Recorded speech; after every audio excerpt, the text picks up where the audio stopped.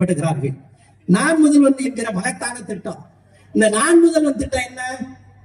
நம்ம வீட்டு பிள்ளைகளை உயர்கல்வி படிக்கணும், வேலைக்கு அனுப்பணும். வேலைக்கு என்ன, அரசு வேலைக்கு அனுப்பணும், தனியார் வேலைக்கு அனுப்பணும். அப்படி என்கிற மகத்தான திட்டம். இந்த திட்டமும் தமிழ்நாட்டை தவிர இந்தியாவில் எந்த மாநிலத்திலும் இல்லை. அப்படி தென்காசி மாவட்டத்தில் மட்டும் 70,964 இளைஞர்களுக்கு பயிற்சி அளிக்கப்பட்டு 4,587 மாணவர்களுக்கு பணி வழங்கப்பட்டிருக்கிறது.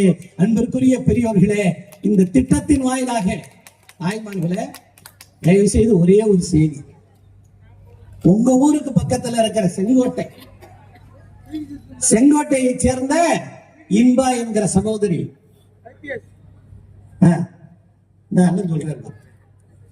இன்பா என்கிற சகோதரி யாரு?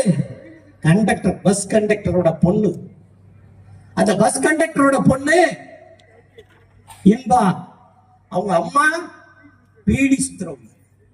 இது நான் சொல்லல, நீ யூடியூப் போய் பாத்தீங்கன்னா இன்பான்னு போட்டு பார்த்தாலே தெரியும். அவங்க இன்னைக்கு காவல் கண்காணிப்பாளராக பதவி பெற்றிருப்பதற்கு காரணமாக இருக்கவர் முத்துவேல் கருணாநிதி ஸ்டாலின் என்பதை நீங்கள் மறந்துவிடக் கூடாது. நானும் தம்பி ராஜாவும் போன வாரம் வந்தோம். போன வாரம் சங்கரவேல் கூட்டத்திற்கு வருகிற பொழுது என்னை தொலைபேசியிலே ஒருத்தர் அழைத்தார். என்ன, யாரு அப்படின்னு கேட்டேன். என் பேர் இளங்கோ, நான் திருவாரூரில் இருந்து பேசுகிறேன். எனது சொந்த ஊர் குடவாசல். என்னுடைய மகன் சார்லதா IAS தேர்வில் வெற்றி பெற்றிருக்கிறார். சொன்னவரு இளங்கோ. அவர் யாருன்னு கேட்டீங்கன்னா, ஒரு சீவல் கம்பெனியில கார் ஓட்டுறவர், வேன் ஓட்டுறவர். அந்த டிரைவருடைய மகள் IAS தேர்வில் வெற்றி பெற்றிருக்கிறார். அவருக்கு டெல்லியிலே தங்குவதற்கு இடம் தாருங்கள் என்று என்னிடத்திலே தொலைபேசியிலே கேட்டார். நானும் ஏற்பாடு செய்தேன். நண்பர்க்குரிய சகோதரிகளே, அந்த டிரைவரோட மகள் IAS. யாராவது நினைச்சு பார்க்க முடியுமா?